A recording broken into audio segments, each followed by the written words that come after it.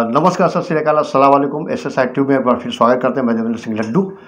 जिस तरह 3 दिन पहले सुप्रसिद्ध व्यवसायी प्रमोद बागला की हत्या हुई थी और उस तरह पूरे उबाल आया था, पूरे पटना सिटी में उबाल आया था। आइए अब हम जानते हैं कि प्रमोद बागला की सुपुत्री ने कुछ बातें रखी हैं, उनको ज़रा सुन लिया जाए। उसके बाद फिर पटना पूर्वी के SP प्रमोद कुमार जी ने अपनी बातें रखे हैं और पटना सिटी के तमाम व्यवसायों के संग भी बातें रखे हैं, उनको भी बात सुन लिया जाए।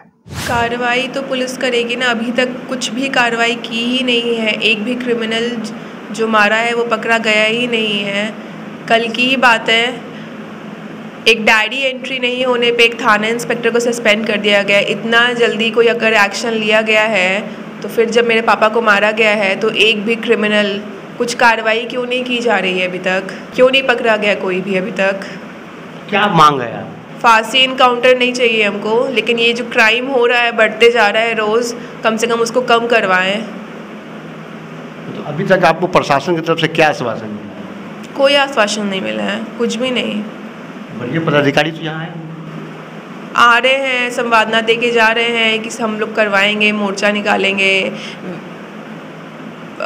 विधानसभा में टॉपिक निकालेंगे, इस पर बात करवाएंगे। कुछ हुआ तो नहीं है, कुछ आश्वासन दिया नहीं जा रहा है, सिर्फ बात किया जा रहा है। तो आगे का क्या निर्णय है आपका, क्या करना चाह रहे हैं?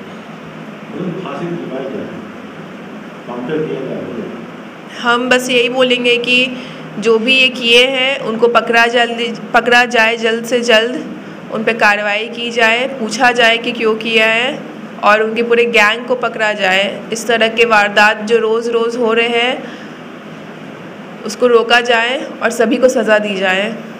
हमारा अंतिम लक्ष्य यही है कि सिटी एरिया पूरा अपराध मुक्त और शांतिपूर्ण ढंग से रहे, जिससे सारे व्यापारी अपना व्यापार सकुशल ढंग से कर सकें। सर, पटना सिटी में लगातार 3 घटना घटी है, लेकिन अभी तक किसी भी अपराधी की गिरफ्तारी नहीं है। उसके लेके पुलिस आपकी तरफ से क्या चाहिए? देखिए, मैं क्या निवेदन है जी, अभी जो 3 घटनाएं हुई थी उसमें प्रथम में जो है गिरफ्तारी हो गई थी और द्वितीय और तृतीय की जो घटना हुई है उसमें भी सारे अपराधियों को पहचान लिया गया है, छापेमारी चल रही है। उसमें से दूसरी तीसरी जो मर्डर की घटनाएं हुई हैं उसमें से जो कुछ लिंक है, कुछ लोगों को गिरफ्तारी की गई है, बाकी लोगों की गिरफ्तारी चल रही है। बहुत जल्द आप लोगों को उद्भेदन करके सारे अपराधियों को जब हम बेल दीजिएंगे आप लोगों को पकड़े जा चुके हैं। देखिए, अभी मैं थोड़ा सा सोच रहा हूँ सारे अपराधी पकड़े जाएं, इसके लिए मैं ये अपनी सूचना गुप्त रख रहा हूँ, लेकिन कुछ अपराधी हमारे हाथ में आ गए हैं। बाकी संपूर्ण की हम गिरफ्तारी की कोशिश कर रहे हैं कि संपूर्ण गिरफ्तारी करके और उनको जो जेल भेजा जाए और जो भी पीड़ित है, जो जिसके साथ अन्याय हुआ है उसको न्याय प्रदान करें। सन्नी के परिजन आपसे मिले हैं, उनको क्या आश्वासन दिया गया है? सनी के परिजन मिले हैं, उन्होंने अपनी कुछ बातें रखी है। हमने उनको बोला है कि उनका जो घर है उनके आसपास सुरक्षा व्यवस्था बढ़ाई जाएगी और जिससे भी अगर उनको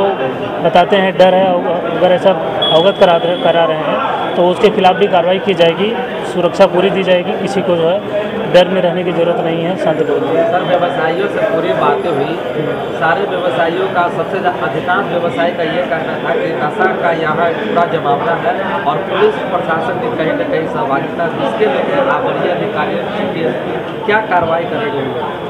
देखिए, अगर कोई भी पुलिस पदाधिकारी हो या कोई पदाधिकारी हो, जो उसको ड्यूटी दी गई है, जो उसका भर्ती होती है, जो सेवा में आता है, अगर उसका जो एक सर्विस नियमावली है उसके विपरीत कोई कार्य करता है तो उसको दंडित किया जाता है, सस्पेंड किया जाता है, इवन सेवा से उसकी जो है बर्खास्तगी भी की जाती है। और इसमें हम लोग जांच करेंगे, अगर कोई ऐसा अधिकारी है कि जो दोषी है तो उसके खिलाफ कार्रवाई की जाएगी। आप लोग अवगत होंगे, पहले भी सीनियर सर के भी माध्यम से हम लोगों ने भी कुछ कार्रवाइयाँ की हैं। जो पदाधिकारी दोषी पाया जाता है उसको बख्शा नहीं जाता है और आगे भी हम लोग कुछ इसमें जांच करेंगे। अगर कोई सबूत किसी के खिलाफ मिलता है तो कार्रवाई की जाएगी। सर, प्रमोद बागला हत्याकांड में जो पकड़े गए हैं अपराधी या जो उद्भेदन होगा, क्या उसमें स्पीडी ट्रायल चलेगा? हम लोग सारे अपराधियों को जैसे ही पकड़ेंगे हम लोग कोशिश करेंगे उनका स्पीडी ट्रायल करा के उनको जल्दी से जल्दी पीड़ित को न्याय देंगे। और आप सोच सकते हैं, शासन प्रशासन और यहाँ के समाज के तमाम लोग एक साथ में आते हैं, सहानुभूति करते हैं, बहुत जल्द पकड़ा जाएगा। लेकिन अब सवाल ये होता है कि 72 घंटा बीत जाने के बावजूद अपराधी गिरफ्त से बहुत दूर है। ये उनकी छोटी पुत्री है। अब आप समझ सकते हैं इनकी पीड़ा। 3 साल पहले माँ का साया और ये अब पिता का साया, क्या गुजर रहा होगा इन पर, इनके पूरे परिवार पर गुजर रहा होगा, वो खुद आप समझ सकते हैं। इनकी पीड़ा जितने बोला जाए, कहा जाए, सहानुभूति किया जाए कम है।